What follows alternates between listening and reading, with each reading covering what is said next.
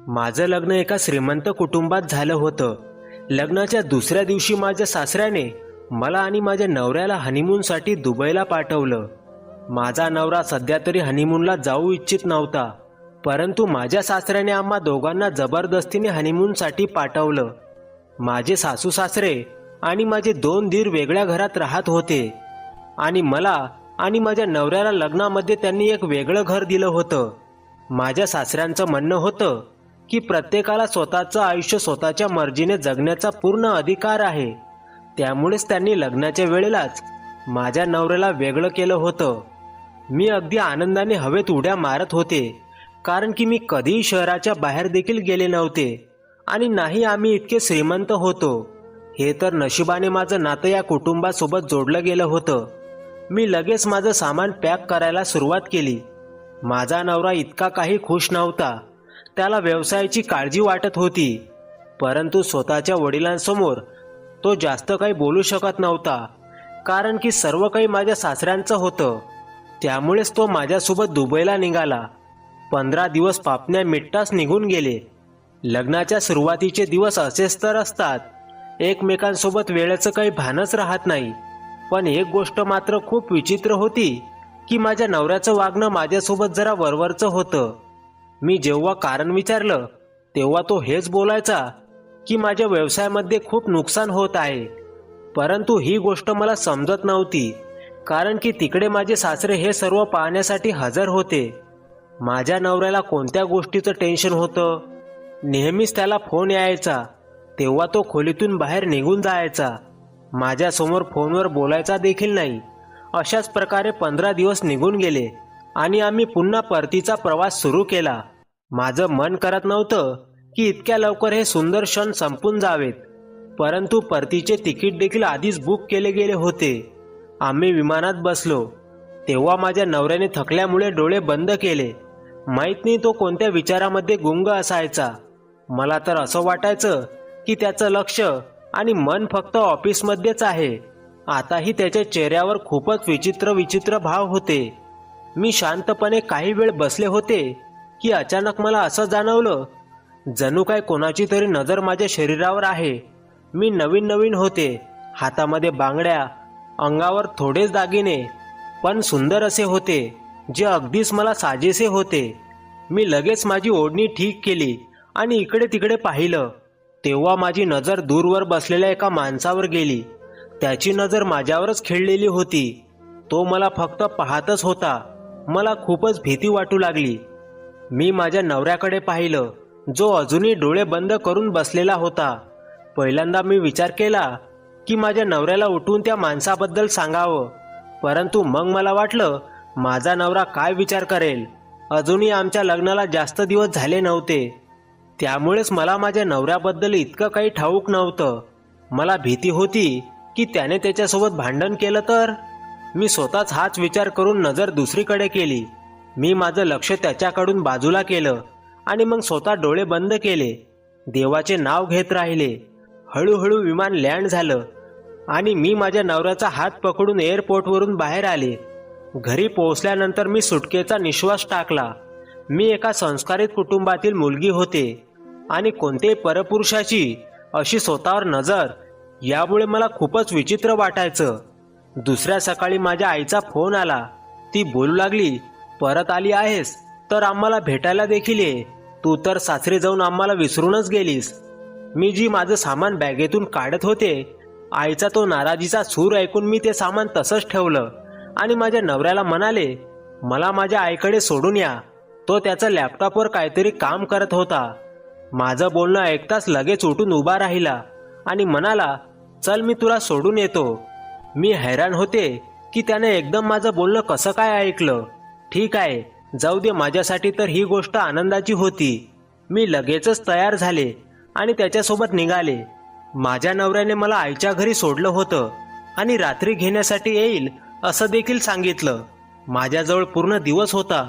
मी आईला मिठी मारली आणि तिच्यासोबत खूप चांगला वेळ घालवला.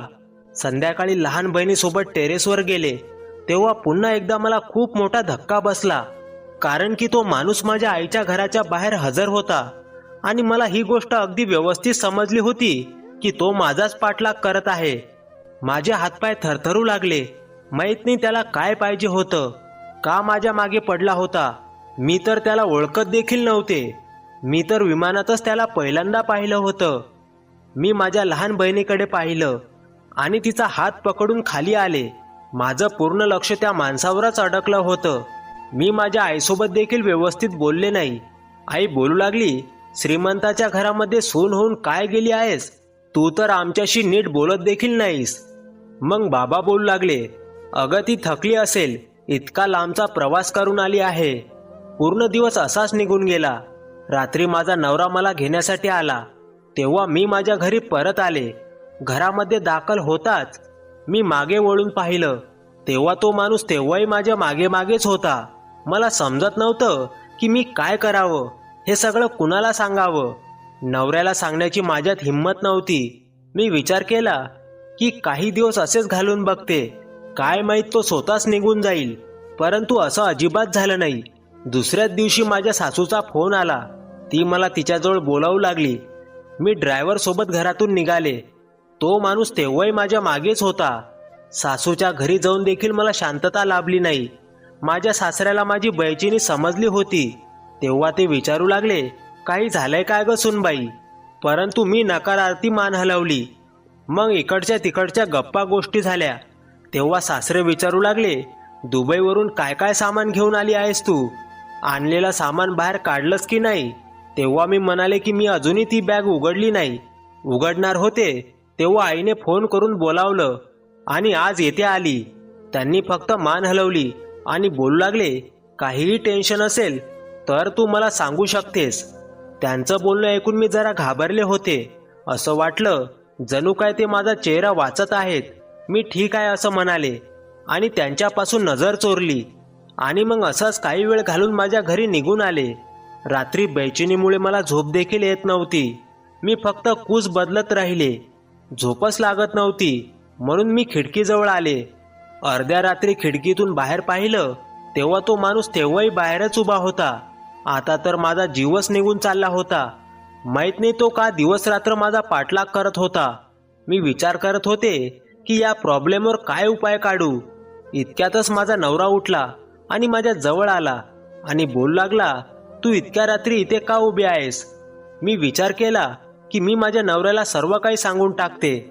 मला भीती देखील वाटत होती. आणि मग मी माझ्या नवऱ्याला फ्लाईटपासून ते आतापर्यंत जे काही घडलं ते सर्व काही सांगितलं. तेव्हा तो एकदमच रागावला आणि बोलू लागला, मला तर विश्वास आहे तूच काहीतरी असं तसं केलं असशील, ज्यामुळे तो माणूस तुझा पाठलाग करत इथपर्यंत आला आहे आणि दिवस रात्र घराच्या बाहेर उभा आहे. नवऱ्याचं बोलणं ऐकून माझ्या पायाखालची जमीनच सरकून गेली. माझी अडचण समजून घेण्याऐवजी, माझी मदत करण्याऐवजी तो मलाच दोषी मानत होता.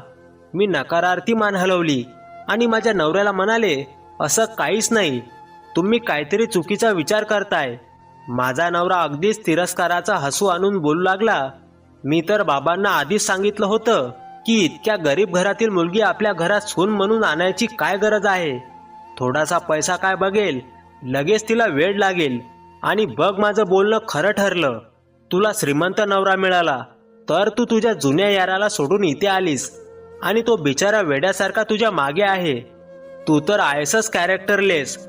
मी तर तुला आधीपासूनच ओळखलं होतं. माझ्या नवऱ्याचे ते विचार ऐकून मी अगदी हक्काबक्का होऊन त्याला पाहू लागले. मला विश्वास बसला नाही की तो माझ्याबद्दल असा देखील कधी विचार करू शकतो. यामुळेच तो माझ्यासोबत असा वरचेवर वागत होता.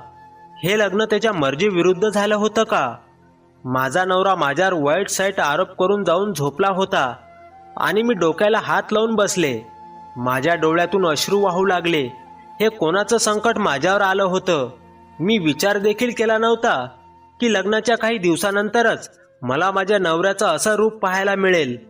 जेव्हा मला काही समजत नव्हतं तेव्हा मी देवाची प्रार्थना करू लागले आणि देवाला बोलू लागले, देवा सर्व काही ठीक कर. इथे तर माझा संसार उद्ध्वस्त होण्याची वेळ आली आहे. मी विचार देखील केला नव्हता की असं काही होईल. तो माणूस कोण होता, का माझ्या मागे पडला होता मला माहीत नव्हतं. परंतु त्याच्यामुळे माझं आयुष्य आता नक्कीच उद्ध्वस्त होणार होतं. माझे आई वडील हा धक्का सहन करू शकत नव्हते. खूप मुश्किलने माझं इतक्या चांगल्या ठिकाणी लग्न झालं होतं. मला काय माहीत होतं की हे लग्न माझ्या सासू सासऱ्यांच्या मर्जीने झालं आहे आणि माझ्या नवऱ्याची मर्जी यामध्ये अजिबात सामील नाही. कमीत कमी त्याच्या वागण्यावरून तरी असंच वाटत होतं, जणू काय तो या लग्नामुळे खुश नाही. सकाळी तो ऑफिससाठी निघून गेला. मी पूर्ण दिवस पाण्याचा थेंब देखील घेतला नाही. संध्याकाळी जेव्हा तो पुन्हा परत आला तेव्हा देखील तो काहीच बोलला नाही. स्वतःच माझं सगळं सामान उघडून माहीत नाही काय शोधत होता. मी हे जाणून घेण्याचा प्रयत्न केला तेव्हा मला बाहेर धक्का मारून हाकलून लावलं आणि बोलू लागला, दूर हो. माझं सर्व सामान त्याने अस्ताव्यस्त केलं होतं. तसं तर सगळं सामान अजूनही पॅक केलेलं होतं, कारण की त्यातलं काही सामान माझ्या गरजेचं नव्हतं. फक्त आईच्या घरी जाताना मी माझ्या बहिणीसाठी आणलेलं गिफ्ट घेऊन गेले होते, जे मी दुबईवरून तिच्यासाठी आणलं होतं. सगळं सामान अस्ताव्यस्त केल्यानंतर माझा नवरा रागाने बाहेर आला. असं वाटत होतं जणू काय त्याला माझ्या चरित्रावर संशय आला आहे. तो काहीतरी अशी वस्तू शोधू इच्छित होता ज्या मार्फत तो मला त्याच्या आयुष्यातून कायमस्वरूपी काढून टाकेल. परंतु माझ्याजवळ अशी कोणतीच गोष्ट नव्हती. माझा कोणासोबत कसलाच संबंध नव्हता. मग खूप वेळानंतर माझा नवरा पुन्हा परत आला. त्याचा मूड तेव्हाही अजिबात ठीक नव्हता. मी माझ्या खोलीच्या खिडकीतून त्याला पाहत होते. मी त्याला गाडीतून उतरून घरामध्ये येताना पाहिलं होतं. ज्या पद्धतीने त्याने गाडीचा दरवाजा बंद केला होता, असं वाटत होतं जणू काय तो प्रत्येक गोष्टीला अगदी तोडून टाकेल. कदाचित मी नकळत काहीतरी असं केलं होतं ज्याचा परिणाम खूपच वाईट होणार होता. काही वेळ मी खोलीमध्येच वाट पाहिली, परंतु माझा नवरा खोलीत आलाच नाही. तो खाली हॉलमध्ये बसला होता. मी टेन्शनमध्येच खिडकीजवळ पोहोचले तेव्हा माझा जीव निघून गेला, कारण की तोच माणूस घरात येत होता. त्याला पाहताच माझ्या अंगावर काटा आला. त्याचा आमच्या घरामध्ये येण्याचा काय हेतू होता? नक्कीच तो इथे काहीतरी मोठं संकट निर्माण करायला आला होता. हाच विचार करून मी लगेच माझ्या खोलीतून बाहेर निघाले आणि अगदी वेगानेच हॉलमध्ये आले. परंतु तेव्हापर्यंत तो माझ्या नवऱ्यासोबत काहीतरी बोलून मोकळा झाला होता आणि माझा नवरा रागाने त्याला पाहत होता. जशी माझ्या नवऱ्याची नजर माझ्यावर पडली, त्याने माझा हात पकडून मला जोरात खेचलं आणि त्या माणसाकडे ढकलत बोलू लागला, जा घेऊन जा या कॅरेक्टरलेस मुलीला. जिच्यामुळेच तू इथपर्यंत आला आहेस ना, ही माझ्या कोणत्याच कामाची नाही. मला अशी चरित्रहीन बायको अजिबात नको. माझ्या नवऱ्याच्या तोंडून हे असं बोलणं ऐकून माझा जीव निघून गेला होता. मी म्हणाले, तुम्ही देवासाठी असं बोलू नका. मी या माणसाला ओळखत देखील नाही. माझ्या डोळ्यातून अश्रू वाहत होते, परंतु त्याला माझ्यावर जरा देखील दया आली नाही. तो बोलू लागला, तुझा याच्यासोबत काहीतरी संबंध नक्कीच आहे. त्यामुळेच तर तो आपलं नाव घेऊन इथपर्यंत आला आहे. नाहीतर एखाद्या परक्या माणसामध्ये इतकी हिंमत कुठे असते की तो एखाद्या मुलीसाठी तिच्या नवऱ्यासमोर असं बिंदासपणे बोलेल. जा चालती हो इथून त्याच्यासोबत. माझ्या नवऱ्याने मला घरातून बाहेर निघण्यासाठी मजबूर केलं होतं. अर्ध्या रात्री मला त्याने धक्के मारून हाकललं होतं. त्या माणसाने मला त्याच्या गाडीमध्ये ढकललं आणि गाडी चालू केली. मी रागातच त्याला म्हणाले, दरवाजा उघड आणि मला जाऊ दे. पण तो तर जणू काही बहिरा झाला होता. मला अजूनपर्यंत समजलं नव्हतं की तो कोण आहे आणि माझ्याकडून त्याला काय पाहिजे. माझ्या नवऱ्याने का माझ्यावर विश्वास ठेवला नाही आणि त्या अनोळखी माणसाच्या प्रत्येक गोष्टीवर विश्वास का ठेवला? त्या माणसाने माहित नाही माझ्या नवऱ्याला असं काय सांगितलं होतं की माझ्या नवऱ्याने अर्ध्या रात्रीच मला घरातून बाहेर हाकललं होतं. मग त्याने मला रात्रीच्या अंधारातच एका वेड्यांच्या हॉस्पिटलच्या समोर उभं केलं. मला समजत नव्हतं की तो मला इथे का घेऊन आला आहे. तो मला ओढतच आतमध्ये घेऊन गेला. तिथे एक खोली होती ज्यामध्ये मंद प्रकाश चालू होता आणि त्या खोलीत नेऊन त्याने माझे हातपाय बांधले आणि मग त्यावेळेला माझा जीव निघून गेला. जेव्हा त्याने एक शॉक देण्याची मशीन माझ्या शरीराला जोडली आणि एक हलकासा झटका मला दिला, माझं पूर्ण शरीर थरथर कापू लागलं. एका हलक्याशा झटक्याने माझा जीव निघून गेला होता. आता तो बोलू लागला, जर तू माझ्या प्रत्येक गोष्टीचं उत्तर दिलं नाहीस तर मी तुझ्यासोबत यापेक्षा देखील वाईट करेन. आणि मग त्याने मला एक असा प्रश्न विचारला ज्याने मी अगदी हैराण झाले. मी त्याला म्हणाले, मला काहीच माहिती नाही, तू कशाबद्दल बोलत आहेस. माझं बोलणं ऐकून त्याचा चेहरा रागाने लालबुंद झाला आणि तो बोलू लागला, तू खूपच धीट आहेस, परंतु लक्षात ठेव, आम्ही तुझ्याकडून खरं काय आहे हे काढून घेऊ. मी टेन्शनने त्याला म्हणाले, तू कशाबद्दल बोलतोस? तो बोलू लागला, दुबई एअरपोर्टवरून तुझ्या बॅगेमध्ये चुकून माझं सामान आलं होतं, मला ते सामान पाहिजे. मी त्याला सांगितलं की मी माझं सामान अजूनही उघडलं नाही. उलट माझं सामान तर माझ्या नवऱ्याने रागाने अगदी अस्ताव्यस्त केलं होतं. त्यामुळेच मला माहीत नाही की त्यामध्ये तुझं काही सामान होतं की नाही. हे ऐकून तो रागानेच बोलू लागला, तुझ्या नवऱ्याला देखील माझं सामान मिळालं नाही. नक्कीच ते सामान तूच कुठेतरी लपून ठेवलं आहेस. जशी तू दिसतेस तशी अजिबात नाहीस. त्या माणसाच्या बोलण्यावर मी हैराण झाले. त्याला कसं माहीत होतं की माझ्या नवऱ्याला माझ्या सामानामध्ये काय भेटलं आहे आणि काय नाही. आणि जेव्हा हाच प्रश्न मी त्याला विचारला तेव्हा जे उत्तर त्याने मला दिलं ते ऐकून तर माझी हिंमतच संपली होती. तो बोलू लागला की मी पहिल्यांदा तर तुझ्या नवऱ्याकडून माझं सामान मागितलं होतं, परंतु त्याला ते सामान मिळालं नाही. त्याची प्रत्येक गोष्ट माझ्या समजण्या पलीकडची होती. पहिल्यांदा त्या माणसाने माझा पाठलाग करणं, माझ्यावर नजर ठेवणं आणि आता हे बोलणं की माझ्या नवऱ्यासोबत त्याचं बोलणं झालं आहे. मी म्हणाले, तू मला जरा नीट सांग की तू कोण आहेस आणि तुला काय पाहिजे? कोणत्या सामानाबद्दल तू बोलत आहेस आणि माझ्या सामानामध्ये तुझं सामान कसं काय येऊ शकतं? तेव्हा तो सांगू लागला की तो कोण आहे आणि कोणत्या सामानाबद्दल बोलत आहे. सत्य इतकं भयानक होतं ज्याला ऐकून मला त्याच्या बोलण्यावर विश्वास बसत नव्हता. कितीतरी वेळ मी त्या धक्क्यातच त्याला पाहत बसले. त्या माणसाने सांगितलं की तो माझ्या नवऱ्याचा चुलता आहे आणि तो आणि माझा नवरा मिळून दुबईवरून इथे बेकायदेशीरपणे हिरे आणण्याचे काम करायचे. जेव्हा माझा नवरा मला हनीमूनसाठी घेऊन गेला तेव्हा त्याने काही मौल्यवान हिरे देखील यासाठी घेतले होते आणि ते सामान माझ्या सामानामध्ये लपून ठेवलं होतं, जेणेकरून जर पकडलो गेलो तर मीच पकडली जाणार. आणि ते दोघी त्याच हिऱ्याचा शोध घेत होते जे करोडो रुपयांचे हिरे होते आणि ते हिरे सापडणं खूप महत्त्वाचं आहे.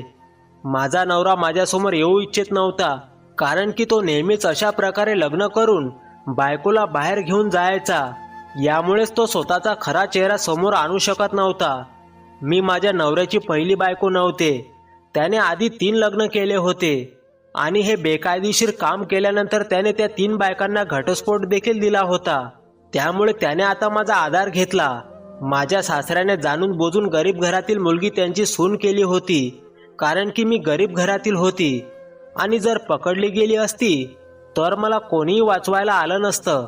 खरं तर माझ्या सासऱ्यांचा हाच व्यवसाय होता. बाप बेटा मिळून हे बेकायदेशीर काम करत होते आणि लग्नाच्या नावाखाली माझा वापर करून मोहरा बनून वापर करत होते. आता मला समजलं होतं की लग्नाच्या दुसऱ्या दिवशी माझ्या सासऱ्याने प्रेमाने माझ्या हातामध्ये हनीमूनचं तिकीट का दिलं होतं.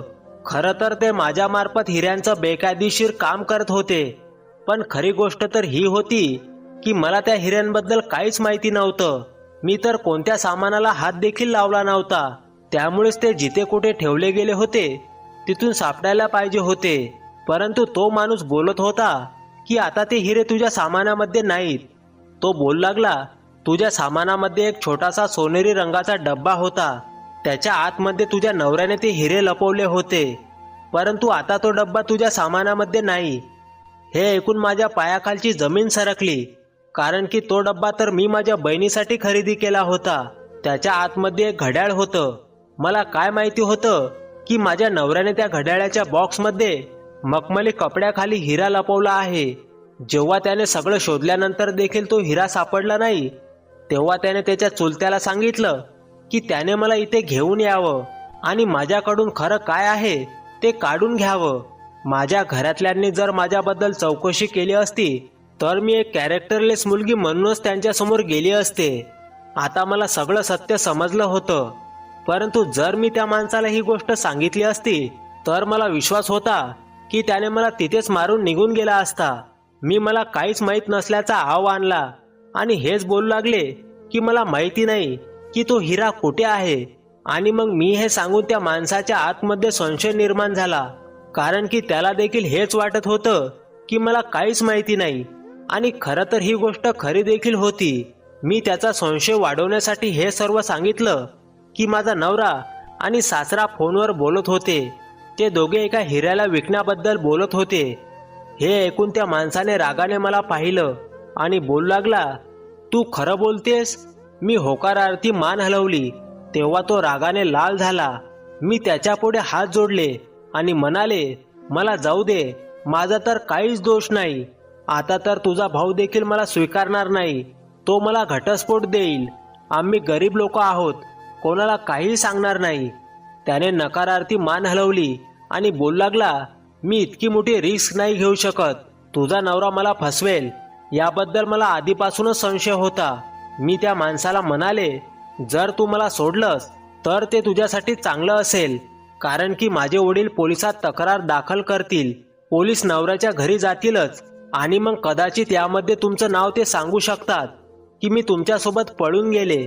पोलीस तुझ्या मागे पडतील आणि मग खूप सारे प्रॉब्लेम्स निर्माण होतील. पण जर मी पुन्हा परत गेले तर माझ्या घरातले देखील शांत राहतील आणि ही गोष्ट बाहेर देखील जाणार नाही. तू तुझ्याप्रमाणे हिऱ्यांची शोध घे. तसं पाहायला गेलं तर माझा नवरा आतापर्यंत तो हिरा विकून बसला असेल. असं बोलून मी शांत बसले. तेव्हा तो विचारात पडला आणि मग काही विचार करत त्याने मला सोडलं. त्याने मला धमकी दिली की मी याबद्दल कोणालाही सांगणार नाही आणि मी देखील वचन दिलं होतं.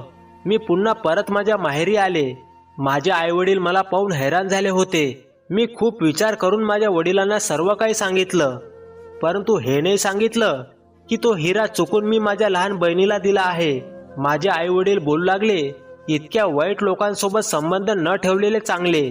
माझ्या वडिलांनी स्वतः माझ्या नवऱ्यासोबत बोलून आमचा घटस्फोट करून घेतला. माझा नवरा हे ऐकून हक्काबक्का झाला की त्याच्या चुलत्याने मला सोडलं आहे. या गोष्टीला 4 दिवस झाले होते आणि मग मला समजलं की कोणीतरी माझ्या नवऱ्याची गोळी मारून हत्या केली आहे आणि माझ्या नवऱ्याच्या मृत्यूच्या धक्क्यामुळे सासऱ्याला हार्ट अटॅक आला आहे. मला माहीत होतं की हे काम कोणी केलं आहे, परंतु माझं शांत राहणं योग्य होतं. आणि जेव्हा पोलिसांनी चौकशी केली आणि समजलं की माझ्या नवऱ्याच्या चुलत भावानेच त्याला मारलं होतं, आता तो देखील जेलच्या मागे पोहोचला होता. सर्व आरोपींना त्यांची शिक्षा मिळाली होती. मी विचार देखील केला नव्हता ते लोक एकमेकांना अशा प्रकारे मारतील.